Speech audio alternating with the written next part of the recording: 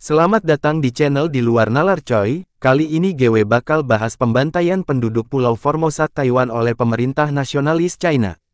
Langsung aja coy. Dilansir dari tirto.id, perempuan penjual rokok bernama Lin Jiangmai, sumber lain menyebut Lin Chiangmai, menjadi korban kekerasan di kota Taipei, Taiwan pada sore tanggal 27 Februari tahun 1947.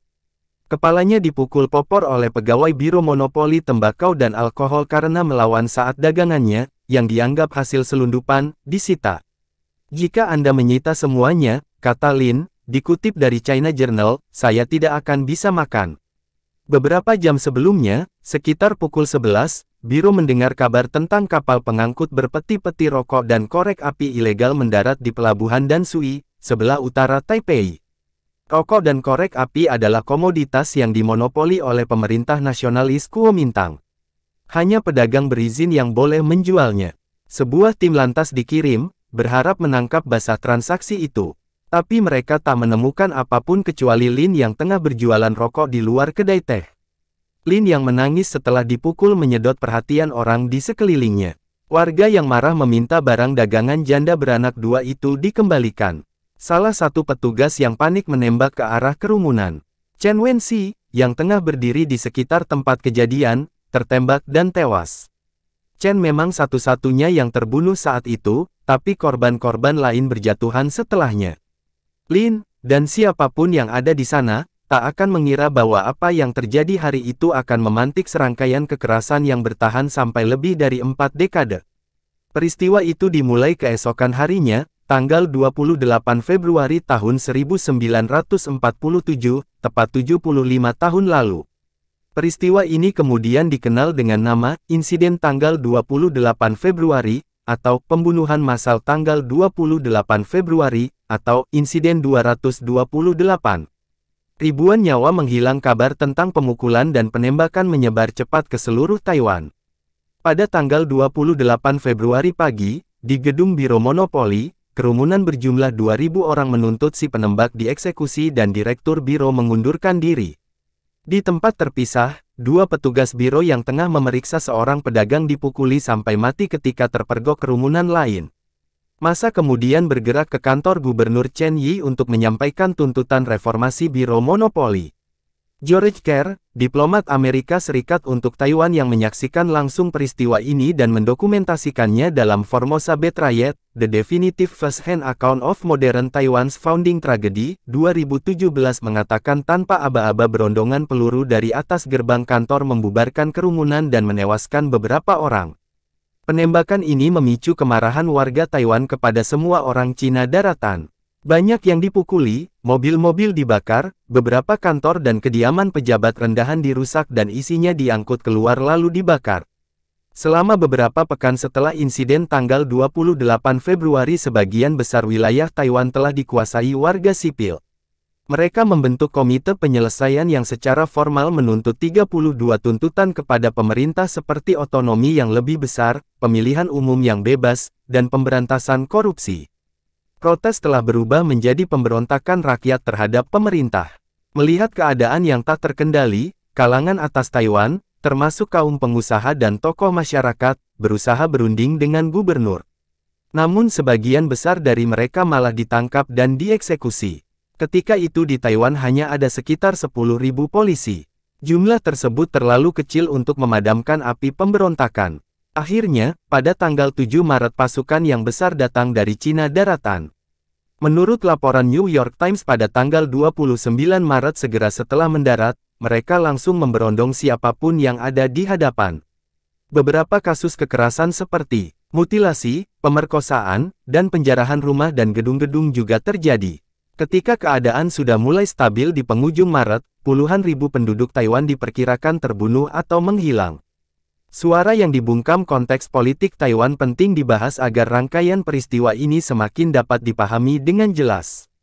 Pada 1895, dinasti Qing menyerahkan Taiwan kepada Jepang sebagai bagian dari perjanjian Shimonoseki yang mengakhiri Perang Cina-Jepang pertama. Selama 50 tahun berikutnya, Taiwan menjadi daerah koloni Jepang. Tatkala Jepang kalah dalam Perang Dunia II, sekutu mengembalikan Taiwan kepada Cina yang saat itu dipimpin kaum nasionalis Kuomintang, yang telah menggulingkan dinasti Qing pada 1911.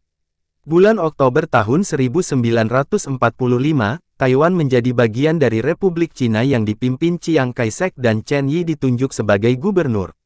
Euforia rakyat Taiwan terhadap berakhirnya pendudukan Jepang terjadi sebentar saja. Kegembiraan menyambut kedatangan kaum nasionalis dengan cepat berubah menjadi kekecewaan. Antusiasme penduduk Formosa Taiwan terhadap pembebasan hanya bertahan 6 minggu. Poster-poster mulai bermunculan di mana-mana mengecam pasukan nasionalis dan mempertunjukkan Chen Yi sebagai babi gendut. Coretan, anjing pergi, babi datang, menempel di dinding-dinding seluruh Taipei dan terdengar di setiap percakapan, tulis George Kerr. Jadi, sebelum insiden tanggal 28 Februari rakyat memang telah lama jengah dengan pemerintah. Insiden tanggal 28 Februari kerap disebut-sebut sebagai akumulasi kemarahan.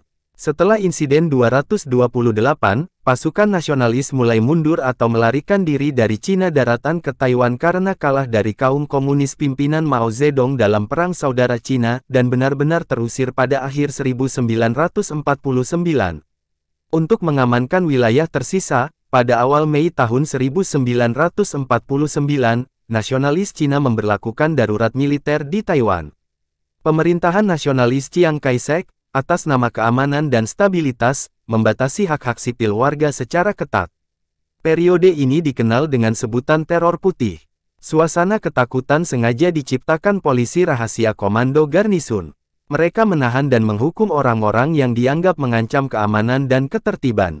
Sasaran utama mereka adalah kaum terpelajar seperti dokter, profesor, jurnalis, pengacara, dan lain-lain.